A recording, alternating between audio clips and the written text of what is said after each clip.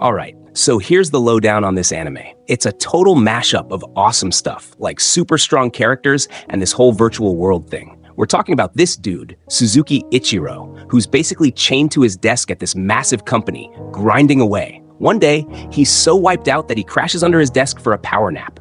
And boom! When he wakes up, he's right smack in the middle of the game he's been working on. And get this, now he's like the ultimate powerhouse, ready to take on anything. But here's the kicker. In the game world, he's known by a whole different name, Sarto. Suzuki Ichiro is just a regular 29-year-old dude who codes games for a living. One Sunday, he's chilling at the train station, trying to catch his ride to work. But turns out, since it's Sunday, train's running early. Typical Suzuki luck, right? He's always slaving away at work, even on holidays. No wonder the guy's single and doesn't have much of a life outside of work. So he finally gets to the office, plops down at his desk, and starts coding away. But then, his coworker drops a bombshell. Their game project Warworld is too darn hard for the average player. They want Suzuki to tone down the difficulty, but Suzuki's like, nah, that ain't gonna fly. He suggests adding rewards for completing tough missions without any help. That way, hardcore players can still get their kicks, and newbies won't feel totally lost. His buddy's on board with the plan, so Suzuki's like, cool, let's run it by the client. He's not about to mess with the game's vibe without getting the green light first. During lunch, Suzuki spots a lost kid and helps her out until her mom shows up. Then, he goes back to the grind. Late into the night, Suzuki's still slaving away at his desk, determined to finish his work. Finally, he wraps up his coding and decides to give the game, Freedom Fantasy, a spin. But just as he's getting into it, his coworker calls it a day. The poor guy's been stuck in the office for 3 whole days, and if he doesn't show up at home soon, his wife's gonna give him an earful. Suzuki's feeling a bit jealous when he sees how much attention his buddy's getting for having a wife. But with his crazy work schedule, he doesn't have time to go girlfriend hunting. After wrapping up some project, he dives into the next one without skipping a beat.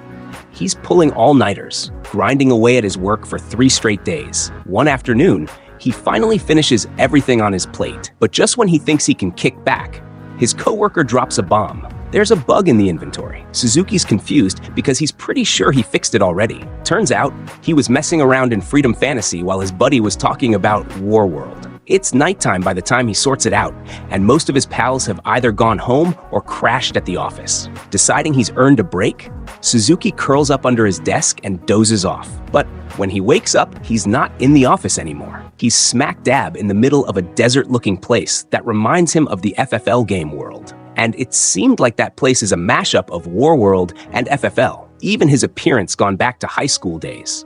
He checks out the interface through his eyes and tries poking at some buttons, but nothing's working. Then he figures out he can access the menu by just thinking about it.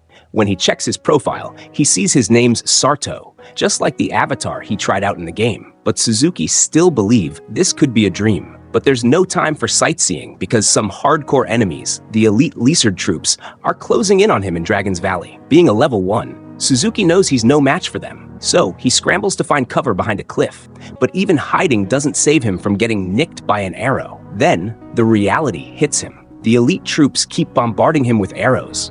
So Suzuki ducks and weaves, trying to fight back with whatever skills he's got. But his button-pushing efforts don't do squat, even after trying multiple times. Just when it seems like he's gonna bite the dust from the Lizardmen's attack, a bunch of meteors come crashing down on them. Big explosions left and right while Suzuki's cowering behind some rocks. His XP shoots up and levels up like crazy thanks to this godly attack, and somehow manages to survive the Lizardmen's onslaught. Once the meteor shower stops, Sarto tries to get back on his feet. But there's one Lizardman who dodged the meteor shower. This lizard dude tosses a sword at Sarto and challenges him to a showdown. Sarto's like, fine, bring it on. He grabs the sword and goes at it with the Lizardman. During the brawl, Sarto notices the Lizardman's health bar running low, so he hurls his sword at the Lizardman and finishes him off like a pro. After catching his breath from the lizard-slaying action, Sarto tries to log out, but no dice. Same goes for saving his progress, but at least his level and skills got a nice boost from taking down those Lizardmen. Plus, his wounds magically healed up. Sarto tries pulling off the meteor shower trick again, but even he set the aim far off. Meteors hit right on top of him. It creates a massive explosion, wrecking everything in sight. Panicking, he switches off the meteor button pronto. Then he checks his inventory, and there's some awesome stuff in there. After dealing with the Lissardman, he splurges a bit, grabs a water bottle, and takes a swig, because apparently it never runs dry. Checking his inventory again, he's rolling in dough. So he treats himself to some upgrades, makes a cozy fire, and kicks back to chill after his crazy lizard fighting adventure. Our guy decides to do some detective work on the game's mechanics. Turns out, leveling up isn't the only way to snag new skills and supervisions. You just gotta do some specific actions. After uncovering this nugget of info, he calls it a night, feeling pretty satisfied with his discoveries. Next morning rolls around, wanting to explore this world, and he's off to Warrior's Fortress. It's a long trek, taking a full day and night to get there. But hey, he finally arrives the next day, only to realize he's pretty close to Saru City, near the kingdom. On the way, he spots tons of soldiers, with the big shots at level 31, and the rest averaging around level 7. But just when he's checking out the scenery, a wild wyvern swoops in and attacks out of nowhere. He takes a tumble, but weirdly enough, he doesn't feel a thing. Before the wyvern can strike again, he tosses a pebble at it, scaring it off towards the city. Realizing it's 'cause of him, he rushes to the rescue. Sadly, he's a tad late cause the wyvern's already causing chaos, freaking out the soldiers. At first, he couldn't understand a word they saying, but then he leveled up his language skills using skill points. In the midst of the chaos, this soldier named Xena tries to go all heroic on the wyvern, but it knocks her down hard. Our guy Sarto leaps into action, scooping her up just in time. They land safely on a nearby branch, and once Xena's back to her senses, they get to chatting. Turns out, Xena's a mage soldier stationed in Saru City. Right after that, Xena's buddies, Lilio and Iona, show up and give Sarto the side-eye, but Xena vouches for him, saying he saved her life. Then, Iona starts grilling Sarto about who he really is. Quick on his feet, Sarto spins a tale about being a traveling merchant who lost all his stuff in the meteor shower chaos. They bought it, and off they go to the city on a cart. On the way, they catch sight of the soldiers flexing their muscles, having taken down the wyvern and all. When they hit the city, Xena promised to repay his kindness by showing him around the city, and he didn't have a say in it. After Xena left, Iona helps Sarto with the whole residency registration thing. But here's the kicker. In the official docs, he's still at level 1, which is good. If they find out he's level 310, hell would break out. After sorting out the paperwork, Sarto bids farewell to Iona, Xena, and Lilio. Iona suggests he crash at the gate inn near the entrance, so he's off in that direction. But before he gets there, this girl named Martha pops up and drags him to crash at her inn. Even though she was 13, she was so mature for her age. They roll up to the inn, and Sarto meets Martha's mom. He grabs a room and orders some grub. Martha's mom spills the beans about the meteor shower freakout, and how folks thought it was the demon lord stirring up trouble. Sarto's mind's blown, because he didn't realize there was a demon lord in this fantasy realm. But Martha's mom reassures him that the hero took care of it ages ago. She tells him about frequent wyvern attacks. And the Black Dragon attack years ago caused mass destruction in the city. After chatting about the Demon Lord, wyverns, and dragons, Martha's mom bounces, leaving Sarto to chow down. Soon enough, Martha pops back in, and Sarto's all about getting the lowdown on where to snag his daily essentials. Martha's pumped to show him around the city, so off they go, exploring every nook and cranny. As they're strolling along, they spot 2 little demi-human slaves getting harassed by some dude. The guy's all worked up and starts giving them an earful. Sarto steps in, tells the guy to chill, and helps the little ones tidy up their firewood. They thank him and scamper off to find their sister. Martha seemed kinda shocked to see Sarto being all nice to demi-humans. Turns out, folks aren't too fond of them because they used to cause trouble for farmers back in the day. After that mini-drama, they hit up the market. Sarto haggles with a merchant and manages to snag a sweet deal on a hair clip for Martha. She's impressed. They keep strolling, and Martha shows him this dragon mask they use during harvest festivals. Then, this crafty merchant starts pitching a wig to Sarto, claiming it's for the people who fancy Hero's damsel in distress. Sarto falls for it and buys both items, even though they're pretty useless. On the way back to the inn, Sarto spots this slave girl named Arisa hopping on a cart. They share a momentary stare, but she vanishes before he can say anything. Back at the inn, Sarto bumps into Uni, a little girl who works there. He gives a tip to Uni and heads to his room. Later, he chows down on his grub, takes a much-needed nap, but as he's drifting off, he can't shake the feeling that this whole fantasy world might just be too real to be a dream. So, he tries poking around the menu, but nada. Then he decides to hit the streets and do some pondering, and reached a vantage point to see the whole picture of the town. He's mulling over whether beating the game could zap him back to reality, but then he remembers, nah, this game doesn't have an endgame. So he shifts his focus to just exploring this crazy world some more. Next morning, Martha's shaking him awake, blabbering about his girlfriend downstairs. Sarto's scratching his head, trying to figure out who she's talking about. Turns out, it's Xena, who's got some free time and wants to show him around the city as promised. They hit the streets, and Xena insists on buying some croquettes, but Sarto ends up footing the bill. She's all about repaying him for saving her life yesterday, but he's like, nah, no biggie. They sat down at the park, chowing down on their crunchy snacks. Then they go on a foodie adventure, trying out all sorts of grub. Sarto's eyes light up when he spots some fried dragon wings on the menu, but turns out they're just bat wings doused in soy sauce. As they're about to dig in, some kid accidentally jostles Xena, splattering sauce all over her blouse. But a mage swoops in, offering a magical laundry service. They duck into an alley for a quick cleanup. After the spell, Xena's blouse is as good as new. Back to wandering, Sarto's curious about Xena's magic. She starts rattling off some theories that leave him scratching his head. Turns out, she's been studying magic since she was knee-high to a grasshopper. She's loving every minute of it, because magic's like her ultimate sidekick. Meanwhile, Sarto just wanted to use magic for bathing, which earned him the buffoon title. Xena's dreaming of learning flying magic, and Sarto's like, hey, that'd be a blast for a date. She turns all red-faced and tells him to hold his horses till she can actually fly. After strolling around the market, they hit up the fort, and from up there, Sarto spots a windmill smack dab in the heart of the city. Xena spills the beans that it's a wheat mill, or during wyvern attacks, it can be quickly changed into a battery. She suggests they check it out, but first they swing by a temple on the way. Inside, there's this epic pic of a hero duking it out with the Demon Lord, wielding a holy sword that glows blue. Legend has it, only a true hero can make that sword shine blue. Suddenly, this priestess named Orna pops up, dropping some serious wisdom about the whole hero gig. Turns out, defeating the Demon Lord ain't as easy as just swinging a fancy sword. Orna explains that only a hero summoned by the goddess Parlian can get the job done. Xena introduces Sarto to Orna, who's like the head honcho at the temple, worshipping the goddess Parlian.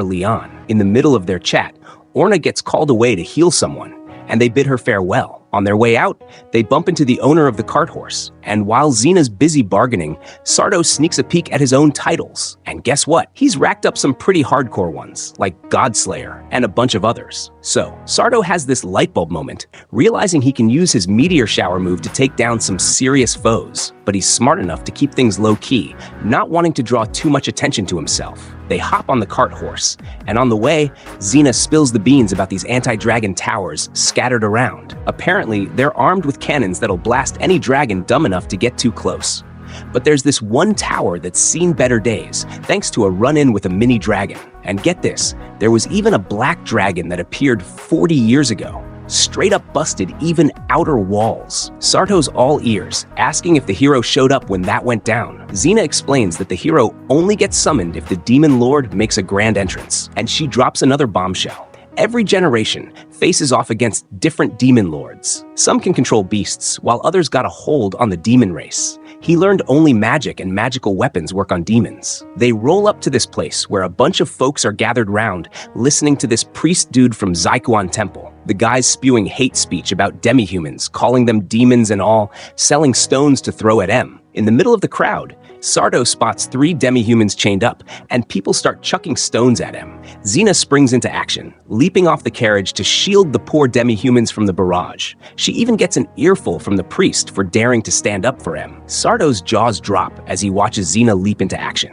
Not one to sit on the sidelines, he starts scanning the crowd. Spotting some troublemakers, he starts hauling them off one by one. Meanwhile, a priest from the Galoran Temple shows up, backing Xena's play. He calls out the priest for breaking royal rules by torturing demi-humans. While Sarto's busy taking out sewer rats, he spots the ringleader and drags him into the spotlight. Turns out, this guy, Urs, is the real troublemaker. He's been lending out his demi-human slaves to that priest, selling off supposed sacred stones, and riling up the masses using sewer rat people. Suddenly, things take a dark turn when this dude Urs transforms into a demonic figure. Everyone freaks out and bolts. Sarto rushes over to the demi-humans, urging them to run, but they're trapped by their master, Urz's orders, who's got him chained up tight. Sarto checks their status and sees that Urz is dead, which means they're free to go. He breaks their chains, but the demon starts casting demonic magic. Xena and some soldiers show up to take down the demon. Sarto tries to intervene, but it's too late. They get sucked into a magic circle, and poof, they're off to the demon nest. Now, Sarto's stuck with the 3 demi-humans. After patching him up and giving him fresh threads, Sarto names them Pochi, Tama, and Lisa because they didn't have proper names before. With their wounds tended to, they thank Sarto for being so nice. Now it's time to figure out their next move. Sarto busts out the maps and starts plotting their escape route. Sarto figures out a way to bust out of the dungeon and even tracks down where Xena and the soldiers ended up, and that previous demon has vanished into thin air. Then he checks out the demi-humans with him, and it turns out Lisa's the only one with any fighting chops. So he hands her a dagger and they start navigating the labyrinth. Sarto's got Tama and Pochi using their super senses to sniff out anything fishy, while Lisa's on lookout duty at the back. After a while, they catch wind of something sketchy up ahead. They sneak a peek and spot a monster chowing down on some poor soul. Lisa suggests they sneak past while the monster's distracted, but Sarto decides to go full Rambo and blasts the thing with a magic weapon. He swears them all to secrecy about it though. Later on, Sarto whips up a spear from the monster's skin and makes it perfect with upgraded skills. Lisa snags a core from its guts. Turns out that cores are like its power source and can fetch a pretty penny at the store. Sarto breaks the chains off the demi-humans and arms them up, with Lisa teaching Tama and Pochi how to collect monster cores for some sweet loot. Sarto and the group keep trudging through the dungeon, taking down monsters left and right, even leveling up bit by bit. After a much-needed breather and chow break, they crash for the night. Then it's back on the road for more adventuring. Alright, Sarto comes up with this plan, where Pochi and Tama chuck stones to distract the monster while he swoops in for the kill. They breeze through most of the obstacles without a scratch, but one time while hunting, Pochi freaked out and ran away, result in Sarto to fetch her. After getting some grub, they have a shut-eye for a while before continuing their adventure. Next up, they tackle more caterpillar, rats, and frog monsters while discovering new places. And get this, the demi-humans handle those frog monsters all on their own, no help needed from Sarto.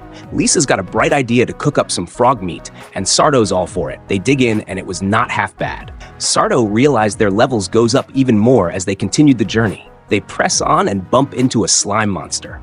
Sarto tries to zap it with magic flames, but no dice. Lisa steps up, schooling M on slime slaying Yang. 101. Aim for the core. She takes it down like a boss, all by herself. But wait, there's trouble brewing. A level 40 beast is on the prowl, ready to pounce. Sarto spots a trap room nearby, so he tosses the beast into it, leaving it to fall down the void. After mopping up that mess, they stumble into a room covered in cobwebs, with folks stuck in M. Looks like they've got some rescuing to do. Sarto rounds up Lisa, Tama, and Pochi, and tells them to free the humans caught in those cobwebs. Turns out these folks are loaded and promise a fat reward once they're out of this crazy maze. But Pochi's getting an earful from one of the guys she's trying to save. Dude's not keen on being rescued by a demi-human. Sarto steps in, but when the guy sees him, he starts yelling for help. Sarto's not having it though, and tells him to quit whining and save himself. The guy won't let up, annoyed by him. This dude Jim Bolton, who threatens to roast him if he doesn't pipe down. They keep on trekking through the maze, and suddenly they hear a ruckus up ahead. Sarto tells Jim and the crew that they're diving into battle. They charge in and find a bunch of slime monsters going to town on some soldiers. Sarto and the gang jump into action, but the dude from before tries to play hero and just ends up freaking out when the slime monsters come at him. Thankfully, Tama and Pochi swoop in to save the day, Lisa finishing off the monsters. Sarto lays the smackdown on one last monster and frees Xena, who was caught up in the chaos. She meets the demi-humans and thanks them for lending a hand. After the slime showdown, they brainstorm their way out of this dungeon mess. Sarto's got this feeling that something's fishy with one part of the walls. He checks the map, and there's a sneaky hidden door behind it. Turns out, it leads to the room above where he tossed that monster earlier. Meanwhile, one of the soldiers found a treasure chest.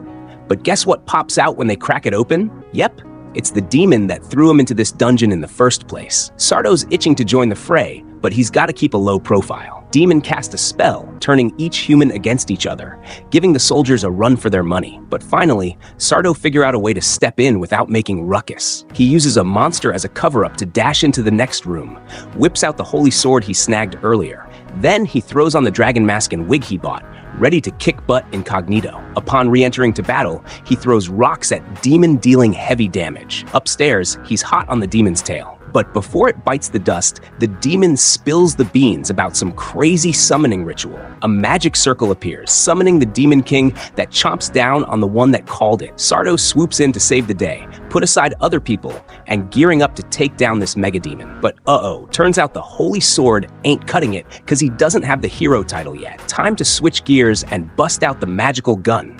But even that's not enough to put a dent in this bad boy. So, Sardo's throwing everything he got at this demon, but it just won't go down. He busts out a fireball and hurls it at the demon with all his might, but even that doesn't do the trick. He keeps charging forward, unleashing a barrage of fiery attacks, but it's like this demon's made of steel. Sardo knows he's got to pull out all the stops if he wants to take this sucker down for good. But here's the kicker. The holy sword he's got, it'll only work at full power if you've got the title of hero. And Sarto? Well, he's not quite there yet, but then it hits him. He's got another title up his sleeve. He whips out the sword, channeling his inner God Slayer vibes, and bam! He sends that giant Demon King packing, once and for all. Fast forward to the next day, and everyone's back safe and sound. Sardo's reunited with his crew, including that arrogant dude who's finally eating some humble pie and thanking them for saving his hide. Even Xena shows up, giving Sardo a big ol' hug, because he made it out in one piece. But then he got the hero title. Little too late, though. Later, when the three demi-humans head to the slave trader, they officially become Sardo's crew. But here's where things get interesting. Sardo's offered 2 more slaves, Lulu and Arisa. And get this,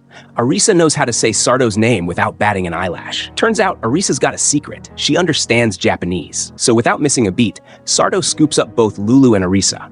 He round up Arisa and Lulu and introduce them to the gang. Lucky for them, they're all cool with demi-humans. Arisa even hits it off with Pochi and Tama, which is a relief. Afterwards, they all take a stroll around town. Sarto got questions burning a hole in his brain about Arisa's Japanese skills, but with other folks milling about, he decided to hold off. Instead, he invite everyone to grab a bite to eat. Pochi and Tama are all about that meat life, while Lisa's down for anything as long as it's chicken. Arisa and Lulu, well, they've had their fair share of bland meals, so they're game for whatever.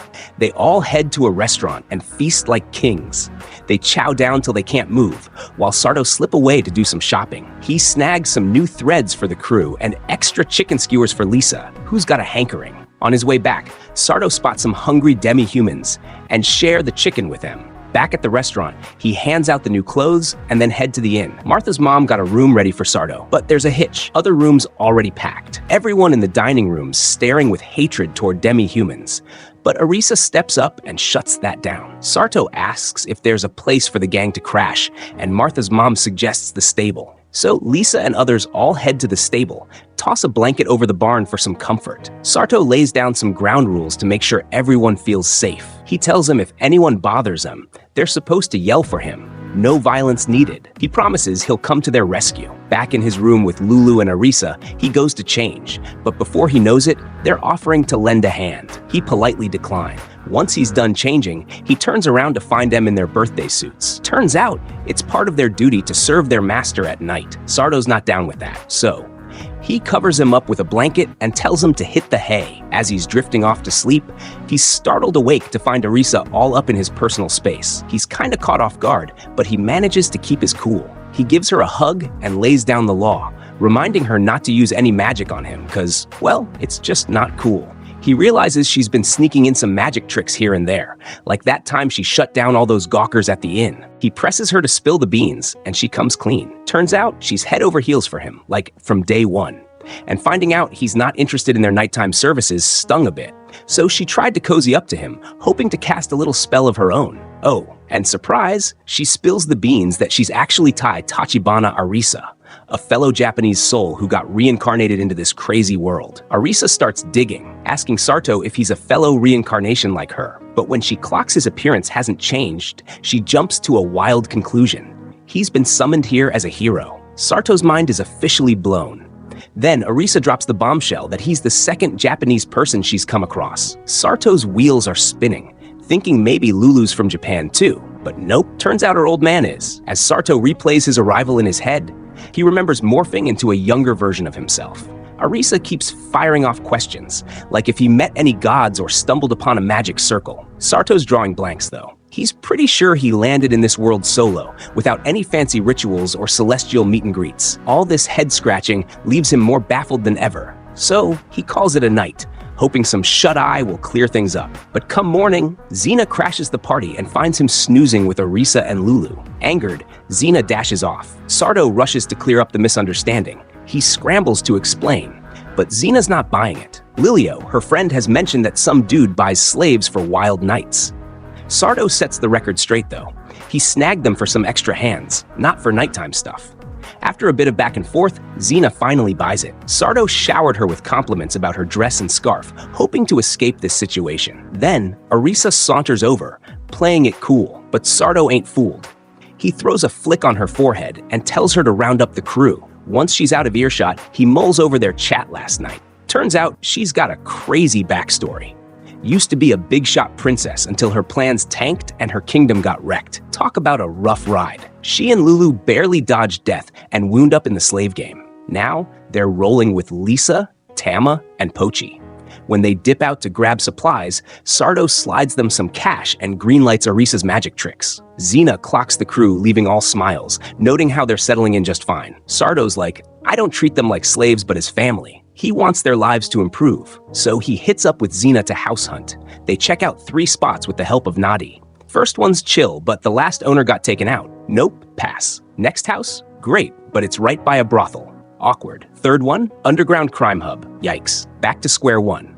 They bounce back to the agency, and the agent's on the case for another spot. In the meantime, they catch a stage drama about a couple who was in love but a noble got involved in killing the guy.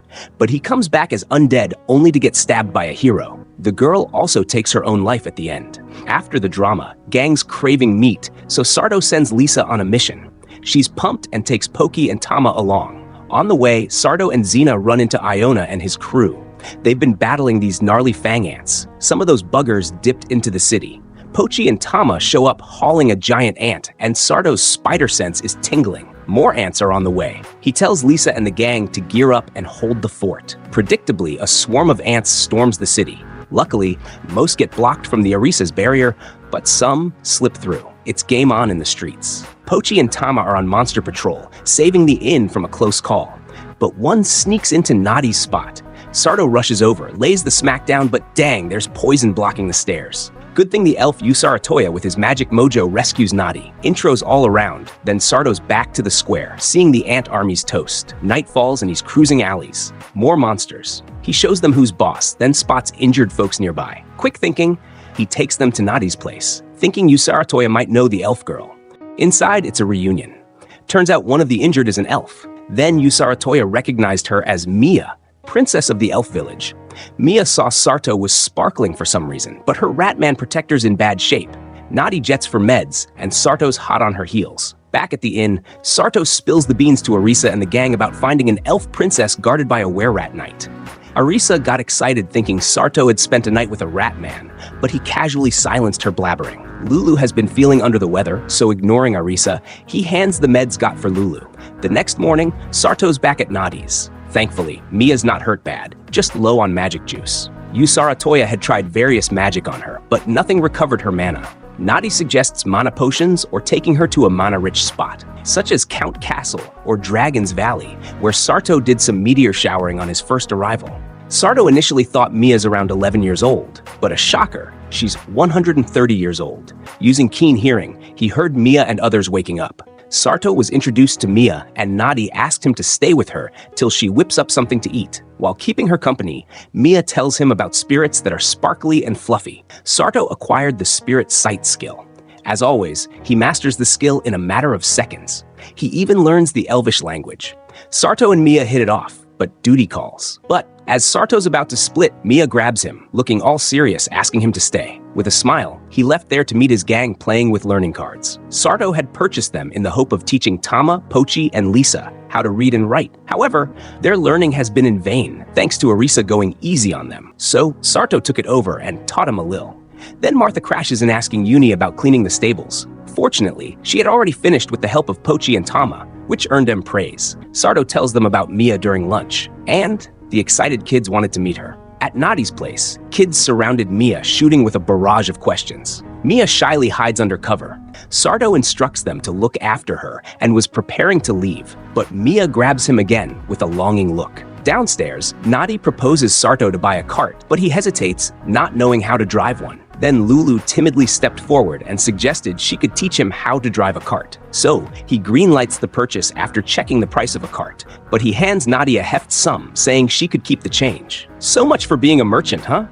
The next day, they go on a camping trip outside. They started with laying out a tent, foresting food, clearing out the area, making a temporary fire pit, and cooking with stuff they gathered. Pochi and Tama got freaked out by the whistling kettle, and then Arisa gave him a lesson about how a whistling kettle works. During that, the same demi-human Sarto helped out the other day approached him, giving him some fruits and nuts collected in the forest. Pochi and Tama rushed there, thinking they are bothering Sarto. He cleared the misunderstanding, but Sarto, feeling bad, gave them some more meat from his item storage. They dashed away happily with M.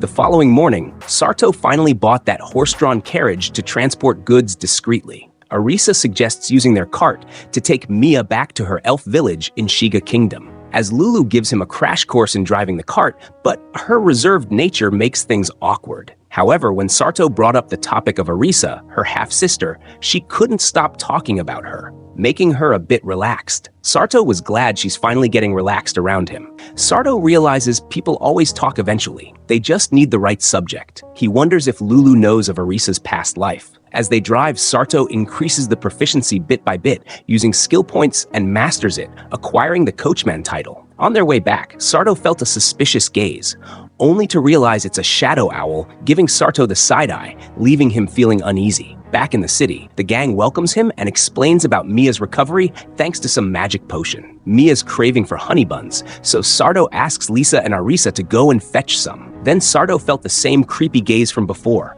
only to realize that the shadow owl from before had followed M. Heads over to Nadi's place, where he meets the were-rat knight, Mise, who was with Yusaratoya. Finally, he gets the full scoop on Mia's kidnapping saga. She's actually an elf princess who got snatched from her village by a mage and imprisoned in a place called the Cradle, but was rescued by Mise and other were-rat knights. They were on the way to meet up with Yusaratoya. Unfortunately, the mage is still hot on their trail, leading to sending a flying ant army to attack the city and sudden assault at night. Although Sarto senses there's more to the story, like the reason behind Mia's kidnapping, he keeps quiet. Suddenly, screams from downstairs. It turns out to be just a false alarm triggered by a lighting scare. Everyone, including Mia and Arisa, hugged Sarto tightly. Surprisingly, Arisa is terrified of thunder, despite being older than others. Mia adds fuel to the fire by saying, even dragons get knocked out by lightning. But then Tama noticed something weird. As Sarto checks out, it was that shadow owl from before. At that moment, it transforms into a humanoid figure in a cloak, ready for a showdown. Realizing it's the same foe who tried to kidnap Mia, Mise dashed towards him, only to get knocked down by psychic magic. Even Sarto couldn't move until Arisa put up a little resistance with her magic, giving Sarto enough time to activate his fear resistance skill. Then it was revealed standing in front of them is the Undead King, the highest rank of the undead. But something about his name Zen rang a bell. It turns out the same name of the guy became undead in that play the other day. Zen has come to retrieve Mia, but Sarto got in the way, introducing himself as a mere merchant. The Undead King was surprised at how Sarto is able to withstand his power. Zen declared if he let him take Mia, he wouldn't harm anyone there. But Sarto's not having it, calling him a fool for even asking that. He checks on Nadi and others who fell unconscious, before dashing in for a powerful punch. But it just went through the Undead King, and he used shadow magic to capture him from the leg. He's no pushover with his shadow magic. Zen was impressed once again, seeing Sarto's martial arts skills. At that moment, Arisa throws a magic attack on Zen, revealing his skeleton face. Angered, he attacks Arisa with shadow magic, but his attack is halted by Sarto and Yusaratoya. Then Sarto cuts through Zen's shadow magic, giving him another shock. Arisa's determined to beat the Undead King with Sarto, but Mia asked them to run away, thinking it's pointless. However, Arisa and Sarto ain't gonna give up, and Arisa ready to spell as Sarto buys time as he talks, then points his gun at him, stating he has plenty of tricks up his sleeve. Zen was curious if he got the hero title up his sleeve as well. At that moment, Arisa's spell was ready, and Sarto jumped out of the way and unleashed it, taking Zen by surprise. She had put all her energy into it, but even that didn't finish the Undead King. But she nearly had him though. Zen identified that Arisa is a reincarnator with her hair color and her unique skill. Arisa collapsed from mana exhaustion, while Zen put up a barrier against Sarto's gunshots. Surprisingly, Zen the Undead King gave Sarto an advice. It's to keep Arisa from using her skill to avoid her from becoming a god's plaything. Then he suddenly uses shadow magic to keep Sarto busy as he snatches Mia away, drowning into darkness. Lulu and Lisa swoops into the scene, and Sarto instructs them to check on others. Then he follows Zen and Mia without a second thought, end up in a completely dark scenario without any map area to boot. Sarto uses his willpower to brute force and get out of this shadow prison. There he end up in the top floor of the cradle, once again impressing Zen. He told him that he got an amulet to counter such magic. Then Sarto was trying to reach Mia, but Zen's like, nah, not yet, bro, and kicks Sarto right out to the entrance of the cradle to face off the trials before facing the Undead King. Turns out it's a massive tree consisting of 200 floors with monsters. He checked the map and sure enough, this place was close by to town, so his return trip gonna be a breeze. It was revealed that the cradle is a training ground made in the hopes of strengthening the elven race. So Sarto started battling various kind of monsters left and right with ease as he progresses through the cradle. It was kind of a breeze though, thanks to his godlike stats. Once he reaches 20th floor, meets a dryad, a spirit plant. He thought he was to defeat her, but turns out she's like the elevator for this dungeon. But to function, she needed MP, which she got by forcibly kissing Sarto, earning him the title of Dryad's victim. She shows him the hidden room of Trazayuya, an elf and the creator of this dungeon. There he gathered some info like, Trazayuya created this dungeon to help the elf race to steel their will to struggle and strengthen themselves so they can survive any danger fall on them. Then with the Dryad's guidance, he cruises up to the 100th floor, where he finds himself some funky humanoids cooked up by an alchemist. Plus, there's a giant rock golem in the mix. But they weren't ready to battle, and Sarto had to wait for him to gear up. Talk about awkward. Then he was asked to defeat the golem before advancing further, which he did by a single gunshot. Well, mostly thanks to their obvious hints about its weak point. In a desperate attempt to escape, 3 of humanoids initiate a surprise attack on Sarto. One humanoid dashed toward him to let other 2 to flee. Sarto managed to knock unconscious the remaining one without harming her. He helps himself to some items from the item shelf nearby, and he left the humanoid on a blanket there, before advancing further. Next stop, Dryad's spot, only to find out she's all dried up. Sarto plays the hero and revives her with a splash of water. Revived and grateful, but she got her MP from him nevertheless. She informs that she can only send him up to 180th floor because 3's a disruption in the line. Then Dryad helps him move on to that level. Up there, he faces off against a swarm of insect creeps. He smacks them down like a boss and finally catches up with Zen and Mia. Zen's like, whoa, dude, you're quick. But he couldn't accept the fact that Sarto is strong enough. So he whip up another challenge with an ancient holy sword as a reward. Then suddenly, he was surrounded by 3 rock golems and 7 armed humanoids, ready to fight. Then Zen casted some kind of buff magic to boost their skills, before disappearing with Mia. He faces hundreds of ice arrows, Sarto dodging them left and right. Then, enhanced by buffing spells, humanoids and rock golems rush to him in hopes of surrounding him. He grabs a spear and attacks the golem, then activates his spear skill, punching a hole through the golem. He does the same for another golem from behind, but a humanoid jumps up to him through that. He knocks her away without injuring her. Then another 2 onto him. Their eyes are bleeding because of that buffing magic taking a toll on their body. Sarto knocks them down, one by slamming onto a wall, the other with an attack on her back. Then another 2 rush to Sarto's side. But he jumps up high, facing their barrage of magic, then kicks them away with his swift moves. But they aren't giving up. Sarto asks them why sacrifice themselves for someone treated them like puppets. But they ain't gonna stop and even manage to slice up his spear. But she was kicked away the same way. And the last one has gotten so weak and Sarto defeated her with a punch to her gut. She was asking him to grant their master's wish as she fell unconscious. After that, Sarto angrily approaches Zen, asking about this wish of him.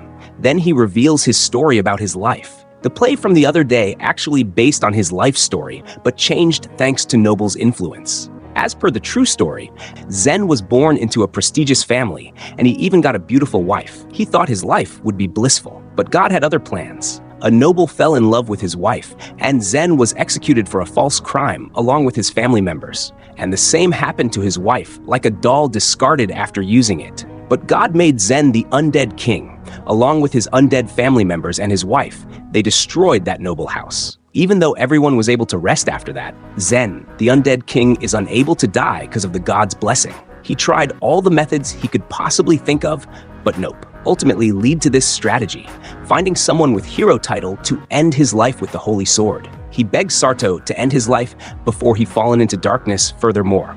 So Sarto pulls out the Holy Sword, did exactly that. And for the first time in hundreds of years, Zen smiled as finally get to meet his beloved in afterlife. As Zen faded into nothingness, his wedding ring falls off, and Sarto takes it. But then a suspicious figure evolves from there, calling Zen a failure, and vanishes, saying goodbye to hero Sarto.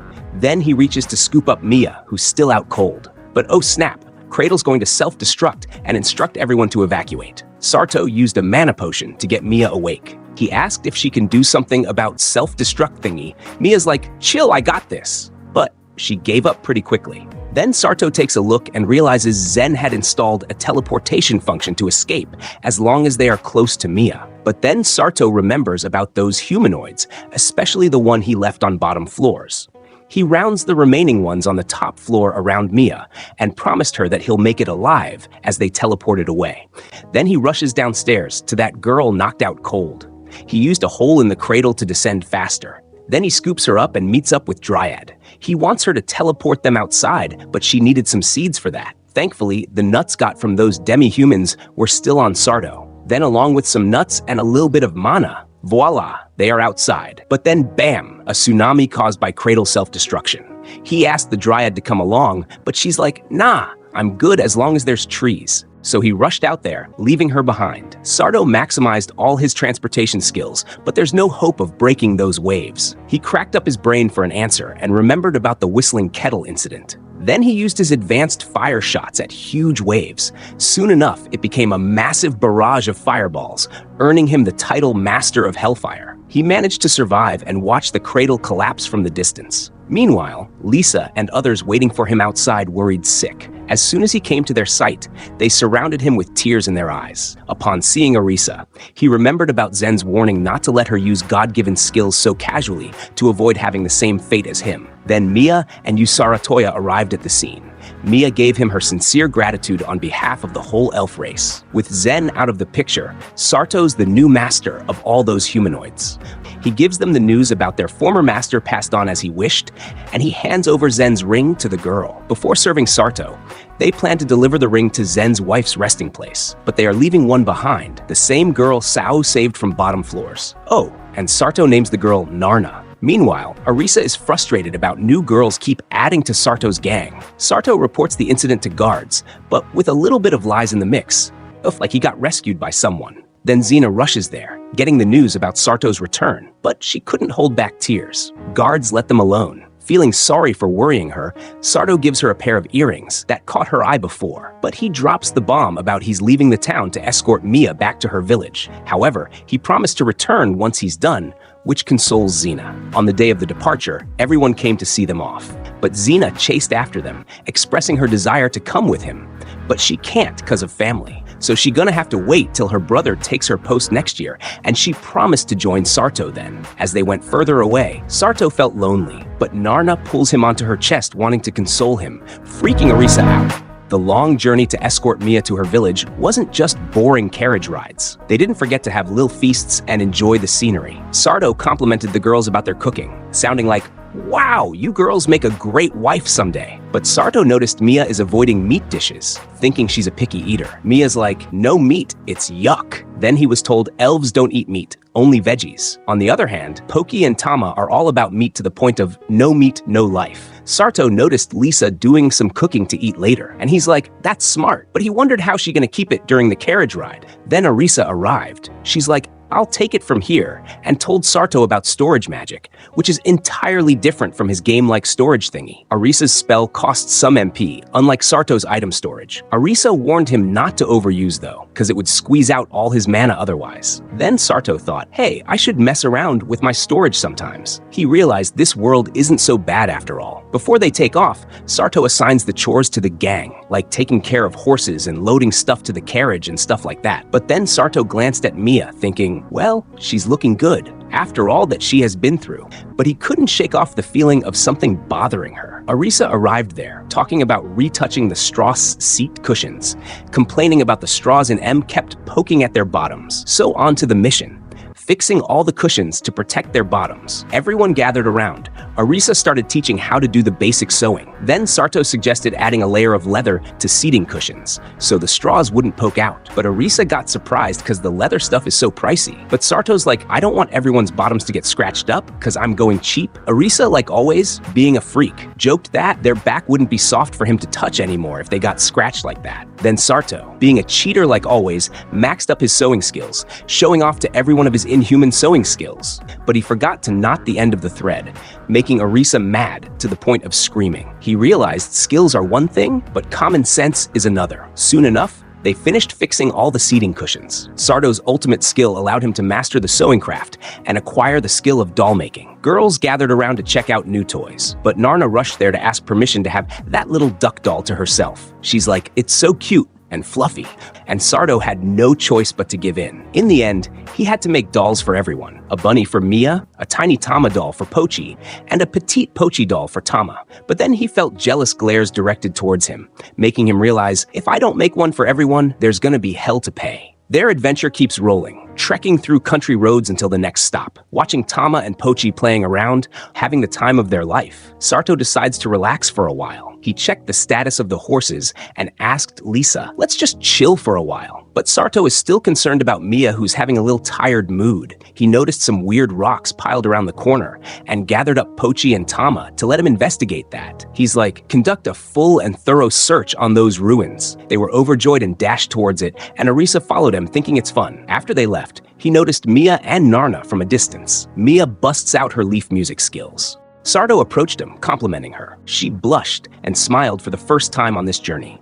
Narna asked Princess Mia to teach her how to play a leaf like that, but she didn't like to be called a princess, so Sarto asked Narna not to address her like that. Then Mia's crash course on how to play a leaf began. Everyone else gathered around, trying their best, only to let out weird noises instead of any music. When Sarto tried it, he let out an embarrassing noise, getting everyone's pitied looks.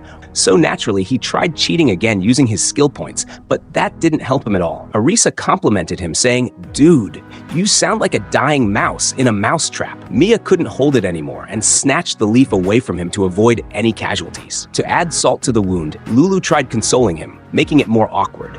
Then Arisa dragged him away to show him what they found on those ruins. He was shocked to realize it was a Japanese stone torii, but he couldn't figure out how in the world there's a stone torii in this fantasy world. Arisa, being a reincarnator, concludes there must have been a Japanese shrine here. Sarto got deja vu seeing it like, man, I've seen this before, but where? At that moment, some hidden memory awakened inside him, a goddess-like girl calling him by his real name Ichiro and promising him that we'll be together until the end of time. Then he realized it's his childhood friend, and the shrine is the one near to his grandpa's house. The girl was mumbling. The lifespan of gods and humans are so different, and in order for them to be together, they need divine intervention. Then he remembered the girl is doing Kagura dance, a dance dedicated to a goddess who fell in love with a mortal human. But he was disrupted by Arisa and got back onto reality. Then another crucial fact came to his mind. None of those memories happened in real life, and he remembered about making a game related to that shrine. Then he decided to head back to Others, where Pochi waiting for M with a prey. Tama also arrived with a rocket wolf cub, but Arisa wanted to cuddle it a bit. However, it woke up and ran away, putting Tama in a bad mood. Arisa hurriedly consoles her with some pancakes from her storage, but they were gone cold because her storage magic spell isn't capable of time freeze. Sarto realized that his item box is far more advanced than hers, discovering some magic books in his inventory got from defeating Zen the Undead King. He started his mission to create and mess around with magic. Being a former programmer, it wasn't that hard for him, but while he was so concentrated on it, his hand was doing something unholy to Narna. It awakened the wrath of the other girls, especially Arisa. As they continue the journey, some rat men pop up in Sarto's map. He realized it could be the friends of Misei, the were-rat warrior. He was right on the mark, and it was a touching reunion. Later, Sarto wanted to try the spell he created before and seek Mia's help with it, and of course, succeeded with the bubble bath spell. At night, While keeping watch, Sarto's magic experimenting urges couldn't be contained. He did some experiments on his storage skills, how it can store items without touching, his ability to sort out components, temperature handling and stuff. So he stored that night's leftover food and gave them to others as reheated on next morning. They continued the journey and ran into all the other were-rat knights. They arrived at a grave for were-rat warriors who died protecting Mia. Mia prays and guides all their souls to the next life. A few days later, they arrived in a new city, but their first experience was witnessing a town guard mistreating a helpless man. He even gave an evil eye to Sarto, and Lisa reminded him that he's the same guy who tried to snatch away some monster cores from them a while back. Sarto couldn't leave that injured man as it is and quickly gave him a healing potion, which is considered very expensive. Arisa's like, "Whoa there, buddy. Those potions aren't cheap." So Sarto's like, "No worries, I'll DIY it." Now he set a new goal for his life. Let's master alchemy and learn to make potions. He started working on it soon after, surprising Arisa with being so multi-talented. Following instructions, he made a fever reduction potion at first. Then he used that potion, some elixir, and MP and transmuted it to create a low-grade HP recovery potion. Then, it's time for cheating. He maxed out his transmutation skill and made a high-grade HP recovery potion. However, it was noted that magic potions must be stored in a specialized vial, or the potion will degrade over time. There, he noticed some kind of special magic circle under the vial. So he's like, this gotta be the trick. He's so pumped up on alchemy, but the ingredients ran out. So no more alchemy for today. Instead, he's gonna mess around with magic tool creation at night, introducing magic item number 1. But it's just a mana eater. The only thing it does is emitting a light, going in round and round, disappointing Arisa. When Sarto tried it out, it exploded due to excessive mana, panicking all the other girls. Continuing their travel, Sarto noticed there's many blank spots on his map, which doesn't happen often. He wanted to explore them just in case. Better safe than sorry. They arrived at Nuki City, heading to pick up alchemy supplies at the alchemy shop. They ran into some suspicious dude with heavy luggage. Talking with the lady in the shop, he learned that monster cores can be traded for magic scrolls. But then again, it's illegal to buy and sell monster cores. Moreover, all the potion vials had been purchased by the person before. He bought some elixirs and asked Lisa to go back to others, even though she insisted on staying with him. At night, Sarto's secret mission commenced. First, he disguised himself and used his monster cores to trade with some magic scrolls. Then he acquired the magic in them: shield, sonar, signal, and blow. Mission objective: explore the blank areas in the map and ensure the safety of others. Once preparation's done, he heads to one of those blank areas. As he advanced forward, at some point he crossed over some kind of barrier, and the map finally cleared and revealed it's the Forest of Illusion.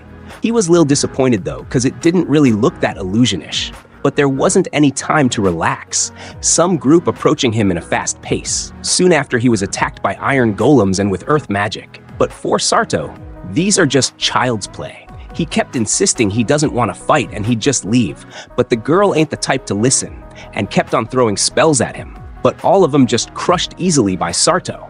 He's like, let's talk things over. But the girl's just too naive. At that moment, a giant bird landed on top of that girl, and the witch in charge of the forest emerged. She kneeled and welcomed Sarto into the forest. Turns out that little girl from before is the witch's apprentice Inanimana. Both of them apologized to him and assumed Sarto is the emissary of the Bolanon clan because of the bell he got from me say as thanks. So he's like, I ain't no emissary, just your average merchant. They mentioned about a pact with the Count Kuhano in the area. It's simple. In exchange for keeping outlaws, hunters, and other troubles out of the forest, they deliver 300 vials of special potions twice a year. Witch even went as far as teaching Sarto the recipe for that special potion. But in return, he got to deliver some letter to the giant of that forest.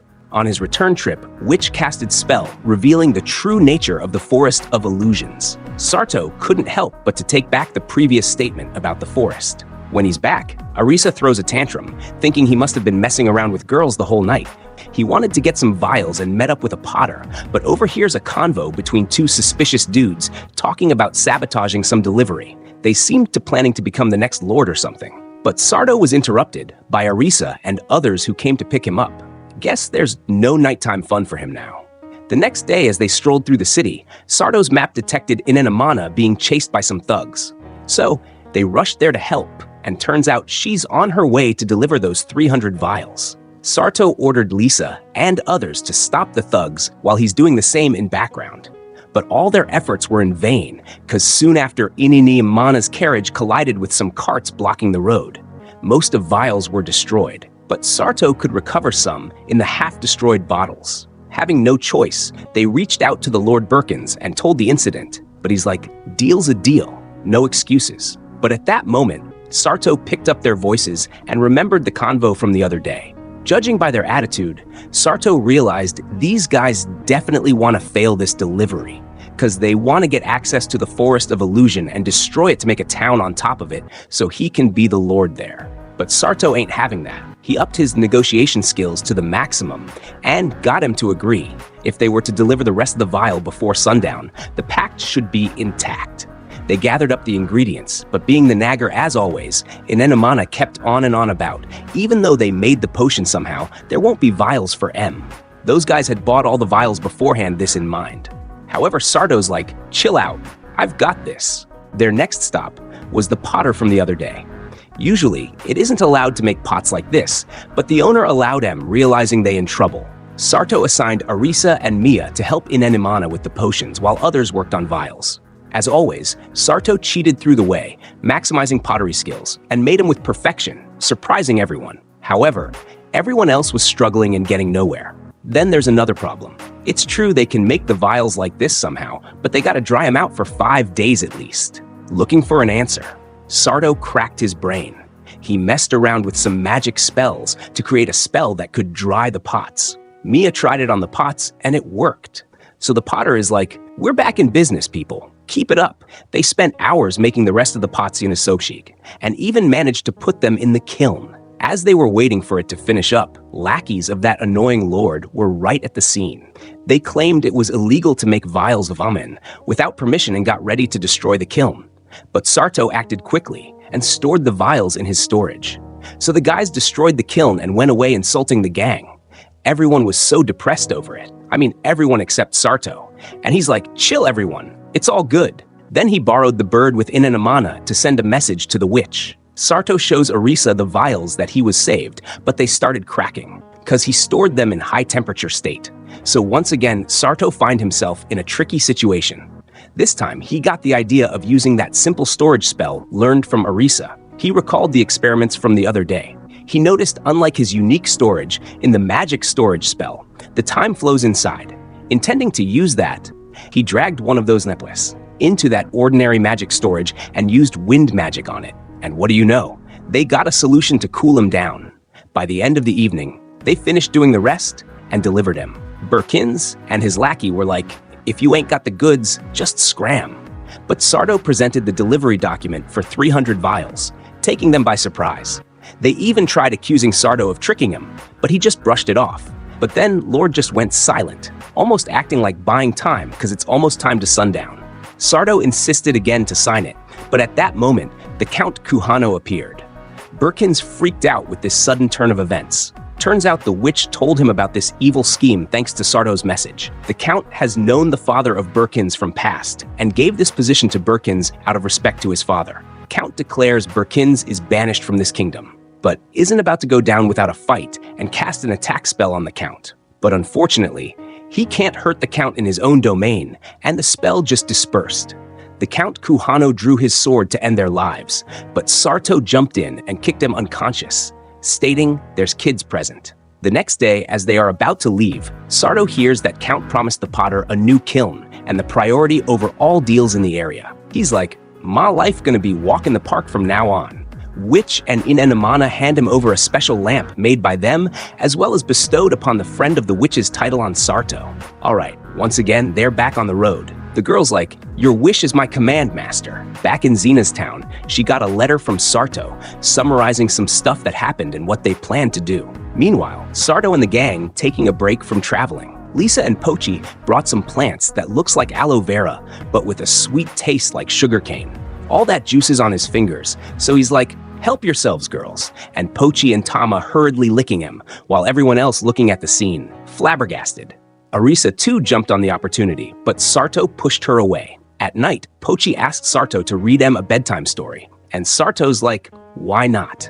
It's a story about 7 deities control the world, and about the dragon god, the strongest god, and about the demon god who spreads evil. To stop the demon god and demons from reigning over humans, the dragon god bestowed the Hero Siro summoning spell on the goddess in charge of this world. By the end of the story, all the kids were asleep like babies. The next morning, he woke up to find himself surrounded by all the girls, sleeping next to him. Then he's like, I can get used to this. But his fun time was interrupted by jealous Arisa and Lisa. Sarto heads out ready for another day in his new fantasy. Alright guys, that wraps up my recap, and if you liked what you saw, give a slight tap on that subscribe button and bell icon for more.